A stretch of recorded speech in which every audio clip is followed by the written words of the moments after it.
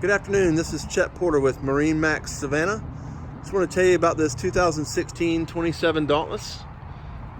The boat has the optional hardtop, T-top, and outriggers.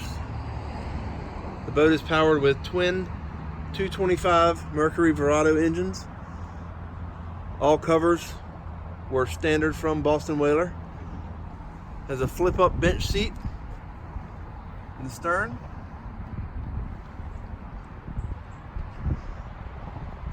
Moving forward, we have seating throughout the forward section of the boat. There's an optional table in the bow. This coffin area is great for storing dive equipment and fishing rods.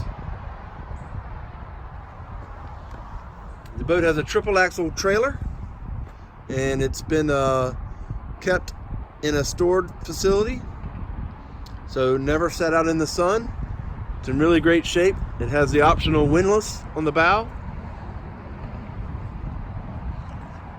and the customer was very diligent in keeping the service records and the boat in exceptional clean condition.